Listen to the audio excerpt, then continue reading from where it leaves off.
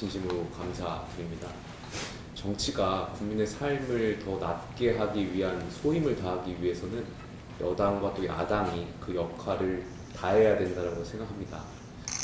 야당의 역할은 국민의 관점에서 정부가 추진하려고 하는 정책들에 대한 근본적 한계를 지적하는 것일 수 있겠고요.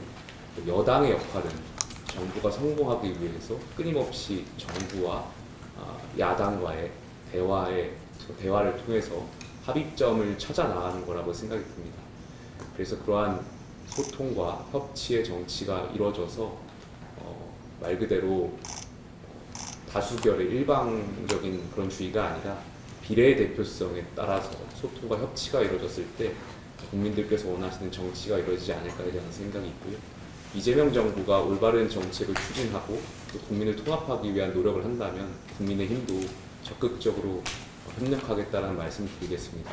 오늘 대통령님께서 또 좋은 자리, 귀중한 자리를 마련해 주셨는데 제가 7가지 정도 좀 제언을 드리고 싶어서 정리를 좀 해왔습니다. 좀 말씀을 정중히 한번 드려보겠습니다. 첫째는 경제성장, 민생 문제입니다. 국민의힘은 지난 문재인 정부의 소득주도 성장이 현 정부에서 재정주도 성장으로 재현되지 않기를 정부 여당에 요청하고 싶습니다. 전 세계가 전쟁과 공급망 위기에 따라서 경제 불안정성이 계속 높아지고 있습니다. 정부의 확장 재정이 물가 상승을 가중시킬 수 있다는 점을 면밀하게 검토해 주셨으면 좋겠습니다. 이번 추경이 진짜 성장을 내세우면서도 소비 쿠폰, 지역 상품권, 부채 탕감이 추경의 약 60%를 차지하고 있습니다. 특히 빚 탕감 1.1조 원은 성실 채무 상환자에게는 박탈감을 줄 수 있고 앞으로 채무 상환 기피 현상을 조장할 수 있기에 보다 정의롭고 창조적인 해법을 여야가 함께 논의할 것을 요청드립니다.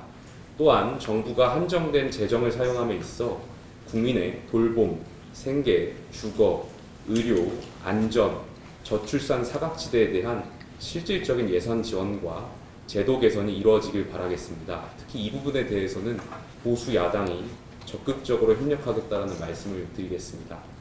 둘째로 외교 및 안보 문제입니다. 대통령께서 G7 정상회의를 통해서 대한민국 외교 정상화의 물꼬를 트고 또 미래지향적 한일 관계로 나아가는 모습을 보여주신 점 매우 인상 깊었습니다. 동시에 한미 정상회담이 조속히 성사되어 동맹을 강화하고 관세 문제 등 양국 간 불안정성이 조기에 해소되기를 기대하겠습니다. 외교와 안보는 국가의 미래를 결정짓는 중요한 사안이기 때문에 초당적인 협력이 절실히 필요합니다. 문재인 정부 당시에 대북 정책과 일본과의 수출 규제 갈등 외교에서 야당이 소외되었던 경험이 있습니다. 지난 보수 정권 역시 여야 초당 외교를 실현하지 못했습니다. 지금 중동 전쟁이 심화되면서 안보, 에너지, 경제 위기도 높아지고 있습니다. 이제 여야정이 지혜를 모아서 외교, 안보, 통상에서 국익을 실현하는 지혜를 함께 모을 수 있기를 기대하겠습니다. 세 번째로 인사 문제입니다. 대통령의 공정하고 투명한 인사는 소통과 협치의 지표가 됩니다. 정권마다 되풀이되는 인사청문회 파행을 시정하기 위해서 합리적인 제도와 관행 마련이 시급합니다. 정부 여당에서 문재인 정부 때 인사 5대 원칙과 같은 원칙을 제시하고 국회에서 먼저 합의하는 방안을 검토해 주시기 바라겠습니다. 국민의 눈높이에 맞는 인사 기준을 여야가 합의해서 이에 맞는 인사가 추천되어 원만하게 인사청문회가 진행되는 것이 국민들께서 원하시는 모습이라고 생각합니다. 넷째로 사법부의 독립 문제입니다.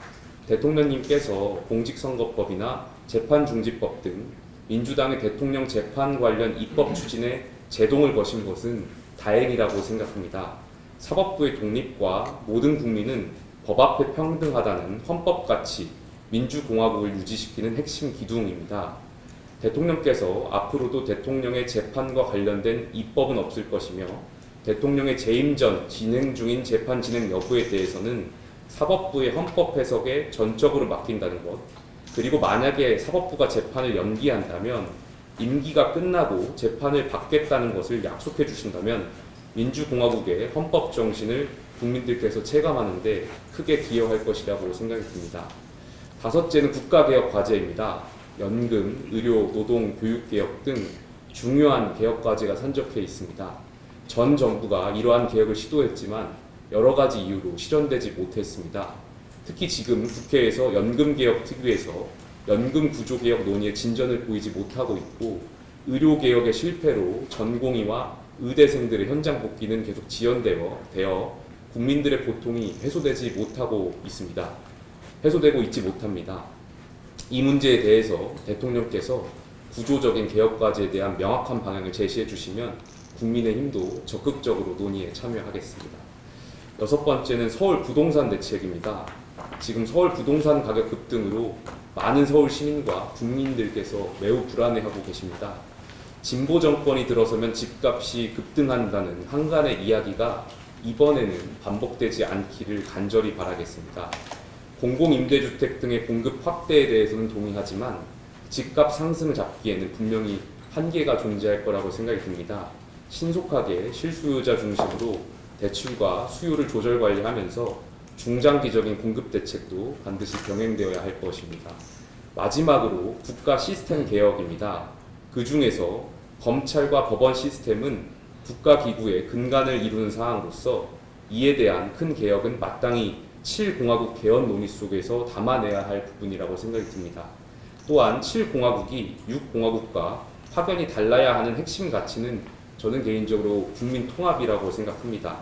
민주화를 이루었지만 적대적 진영 간의 불안정한 타협 체제였던 6공화국을 넘어서 7공화국으로 가는 개헌에서는 지금처럼 지역과 이념이 결합되는 적대적 진영 정치를 극복할 수 있는 정치제도와 선거제도의 개혁 논의가 함께 이루어져야 한다고 생각합니다. 오늘 이 자리가 국가의 방향을 함께 수기하는 협치의 장이 되기를 바라겠습니다. 국민의 기대를 저버리지 않는 실질적인 전환점이 되기를 희망합니다. 이재명 정부의 성공을 위해서 정중하게 제언을 몇 가지 드렸습니다.